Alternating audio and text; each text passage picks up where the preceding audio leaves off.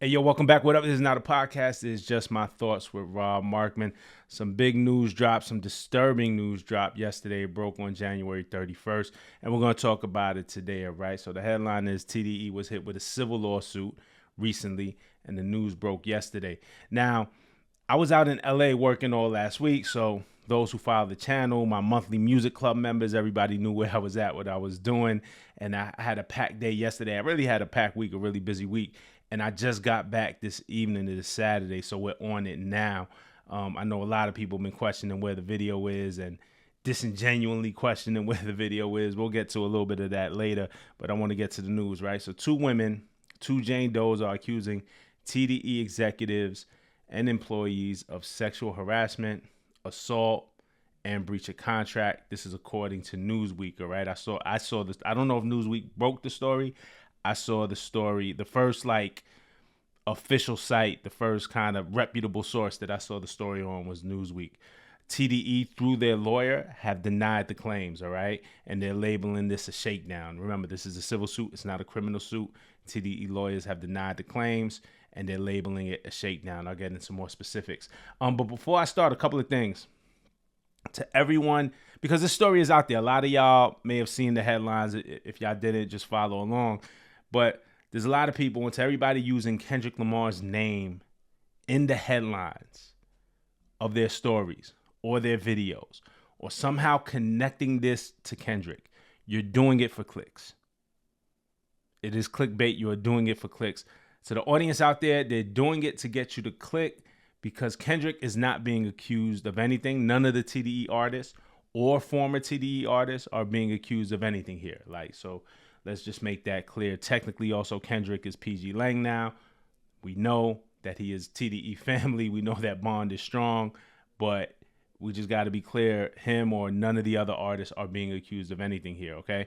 And just the way it works, right? More people search for the term Kendrick Lamar, right? It's a search term than the amount of people who just search for TDE. So by including Kendrick's name in the headline of the story or tagging Kendrick in the story, your content is going to yield higher search results and earn more clicks, all right? I get it. Everybody plays the game to a degree, but in a situation like this, in a story like this, that's not fair. It's not fair to connect Kendrick's name to this at all right? Also want to say that there are also a ton of social media accounts who have been fueled by the beef between Kendrick and Drake. We see it, especially on Twitter. I see it a lot. Like there are people who tweet about Kendrick versus Drake every single day. There are accounts who tweet about it every single day, and they're trying to use this situation with TDE as an extension of the battle. Score one for our guy. Oh, look, there's a weird case around here. Score one for Drake. The shit is lame. Give it up. Yo, that shit is so fucking corny. Give it up. It's the corniest shit. You know what I'm saying? Like, the very real fact is that when we have cases like this, we got to be sensitive to the fact that, and this is just an accusation, but there may be real victims here. And women, victims, particularly women, go through this all the time. You know what I'm saying? And it's hard for women to be believed. So we got to be sensitive to that fact. A lot of y'all watching may have went through situations like this. And there are many reasons why women don't go to the cops or whatever. We just know it's hard for women, and we know this is behavior that we don't accept or condone. And before I start going into what I found, look, and I state this in every one of these instances, right, where there's a case or an accusation of sexual assault or sexual harassment, that's serious. And if anyone here is actually guilty, then there's a price that has to be paid for that, right? We can't condone that at all. But as of right now, this is just an allegation, and it's a civil suit. It's not a criminal one. I think that's important to point out. I did try to locate the lawsuit and the actual paperwork and download the documents from the California court website, but I couldn't find them. I couldn't find them. I didn't get very far. I got the case number. I got where the case was filed, the actual courthouse where it was filed. And I got other info connected to the case, but not the full document. Just a few pages that I found online.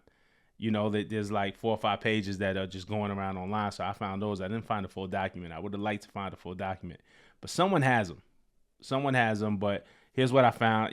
Just showing y'all on screen kind of what I looked up. There's a case number there. It's Jane Doe versus Top Dog Entertainment. Though this centers around 3 very specific Top Dog employees, none of them being Top himself. The lawsuit is against Top Dog Entertainment. It was filed in Beverly Hills Courthouse. You can also see here that the case was filed on December 6, 2024. And it looks like the defendants were all served on January 7th. I feel like that's when they kind of serve you with paperwork. I think that's what that is a reference to. And the news is just breaking now. It broke on the 31st. Maybe it's the process. Maybe this is how long things take. We've seen in other instances that, the day something is filed is when it breaks, or the day after. But I'm not sure. Different cases, different courthouses, different states have different laws. Maybe this is the process. But, it's also important to note that this broke the Friday before the Grammys and a week before the Super Bowl. It's just interesting. The timing is just very interesting. There's a lot of talk of TDE right now at the Grammys. There's a lot of talk of Kendrick, obviously. And that's why a lot of outlets and streamers and YouTubers and social media accounts are tagging Kendrick's name to this, is because it's a big time for Kendrick. So it's interesting the timing of when this news is breaking, especially when it was filed on December 6, 2024.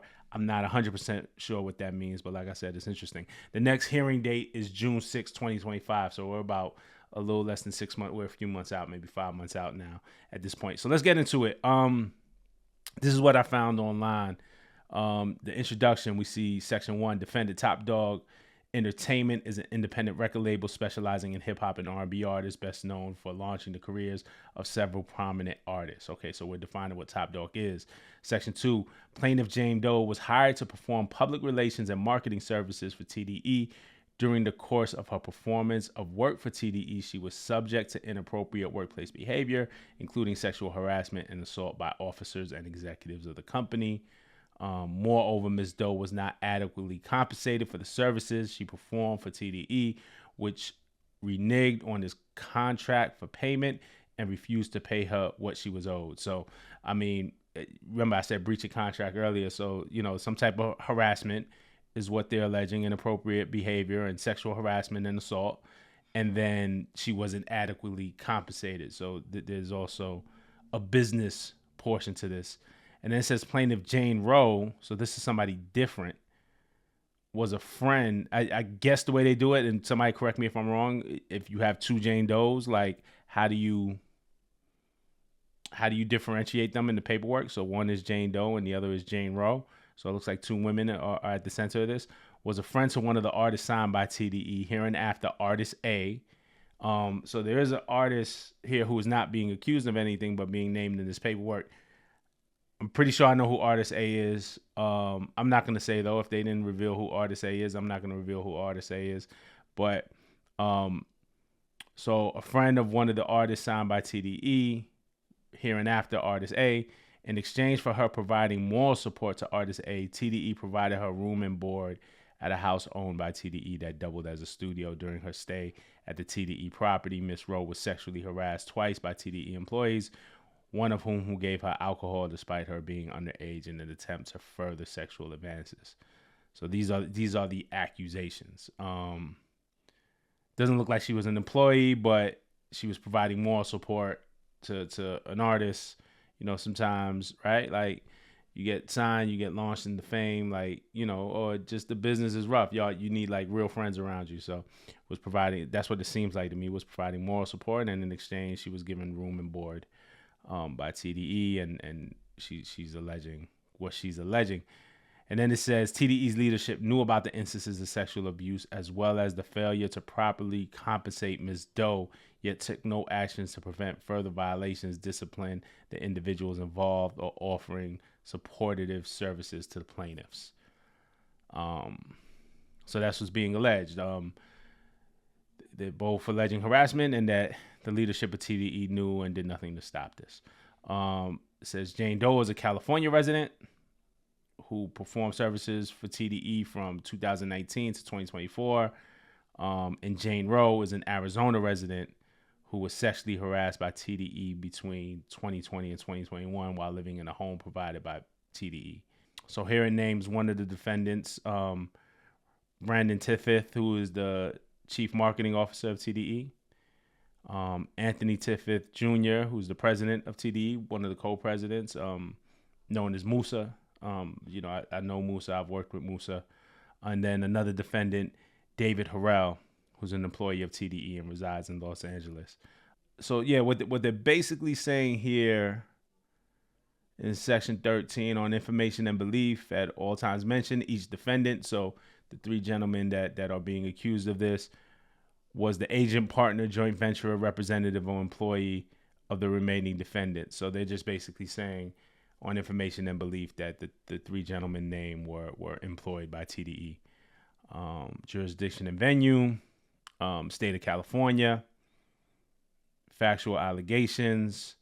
When we get to section 16, they get into the more detail of what the accusations were. These are always hard to read. But basically what Miss Jane Doe is alleging here is that she was being talked to by Musa about joining TDE to handle PR and brand marketing. He engaged her services in 2019 to work with artist A, agreeing to compensate her at a monthly rate. Ms. Doe is saying that she didn't get compensated. And in May 2020, she was offered instead a co-management position for artist A for a 10% management fee. And they both agreed on that. And then artist A signed a deal. TDE is a label, but they sign the bigger labels quite often and partner for their artists. So, artist A signed a bigger deal for a multi-million-dollar figure, and TDE didn't pay Ms. Doe the agreed amount, 10%, again, which is being alleged. And then the next section is the sexual battery and harassment of Jane Doe. In January 2021, she was the sexual battery perpetrated by Brandon Tiffith, unwelcome sexual advances, forcibly removed clothing, attempted to forcibly engage in sexual intercourse and oral sex without consent. This stuff, like I said, is always hard to read. These are just allegations. And then she claims that she was subjected to ongoing sexual harassment by Musa, by Anthony Tiffith Jr., throughout her tenure providing services for TDE, unwelcome romantic overtures, inappropriate comments, unsolicited sharing of explicit material, a video of an individual engaging in intimate activities with another woman. So there's just a host of stuff here. Harassment. And then Jane Roe, which is the second one, is the one who was the friend of artist A, who moved into the TDE house for moral support. Says that while she was residing at the house, was subject to multiple instances of sexual harassment and assault by employees of the label. And they detail such a night in December 2020, in November or December 2020, it doesn't say, but a TDE employee known as B-Dog approached Miss Rowe from behind in the kitchen and without consent rubbed his erect genitalia against her buttocks on two separate occasions. And then on January 2021, they accused David Harrell of giving her a drink, it looks like, though she wasn't 21, and began taking off her clothes without consent and attempted to force himself to engage in sexual activity. So, and like I said, and this stuff, y'all know me, man. Y'all saw me, the J stuff, the Puff stuff, the whatever. This is hard to read, man. A lot of this is, man, it's there's a lot of these cases going around now, right? And you got to take each one for what it is, and these are allegations. We got to find the truth somewhere. I'm gonna skip ahead. But yeah, so that's basically what it is. Serious accusations. We don't take them lightly. But let's get to a statement now. So in the statement provided to allhiphop.com, TDE's lawyer, Marty Singer, he said he basically denied the allegations outright. And he also in his statement identified Jane Doe and Jane Roe. So the defendants clearly know who the accusers are. And at this point, I'm going to blank their names out. I'll put it on the screen, but I'm going to blank their names out just to play it safe. If they're Jane Doe and Jane Roe in the court document, even though TDE's lawyer did reveal their identity or did seem to reveal their identity, I'm not going there. But he basically says, this is a clear example of a shakedown lawsuit by blank and blank who made a demand of $48 million through their attorneys on fabricated claims and whose attorneys are looking for their 10 minutes of fame.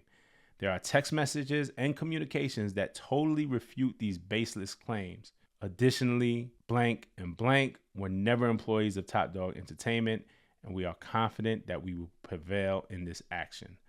So yeah, TDE is calling it a shakedown. They're saying that initially there was a demand of 48 million, and that they have evidence, they have text messages and other communications that refute the claims here. So we got to see how this plays out. There's also a Hip Hop DX article where the plaintiff's lawyer issued a statement, and he said this lawsuit presents a glaring example of the systemic abuse and exploitation in the entertainment industry. Our clients trusted TDE to act with integrity and professionalism. Instead, their trust was betrayed in profoundly damaging ways. They're bringing this lawsuit because they refuse to be silenced and because they intend to hold TDE accountable in court. And like I said, June is the next date. So we got to wait and see. You know, we'll see what happens next. If TDE has proof that refutes all these claims, like, it'll be interesting to see that. Like, I think it'll be important to see that, and whether we get to see it publicly or have to wait in court till it plays out will be interesting. But they're outright denying it, and right now these are just accusations. What I will say is the two things, and I'll reiterate it. Any type of violence against women, particularly any type of violence against women, but particularly sexual, of a sexual nature, is just like, man, we don't stand for that, and there's a price to pay for that, and you can't really defend that type of action. But also knowing that there's real victims out in the world, there's real things going on in the world. Women go through this every day.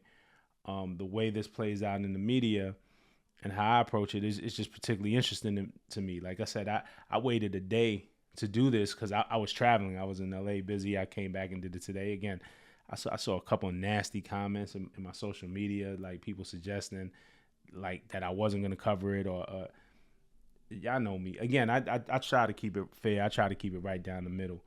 But there are a lot of people also using this in the media, on social media. There's bots being programmed. I've seen it with my own eyes. Are trying to use this as an extension of the battle of Kendrick and Drake, and that's why they tie Kendrick's name to this. This seemingly, from what I read, has nothing to do with Kendrick. Has nothing to do with that battle. I mean, and if you want to keep score, like, it's like they're keeping score. You know what I'm saying? Like, it's just like weird, and I don't get it. Or I do get it. I understand how y'all get down. I just don't get down like that. And I don't revel in this type of thing. I don't report on this stuff with any type of glee. Oh man, it's good for traffic when everybody's monetizing traffic, right? And people love the drama. You know what I'm saying? And a lot of these sites, a lot of the YouTubers, a lot of the streamers, a lot of, they yield bigger paydays when there's news like this that breaks. And I think it's important to report this news, absolutely.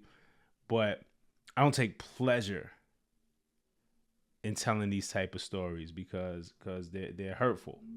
It's either, again, real victims, or if you're falsely accused.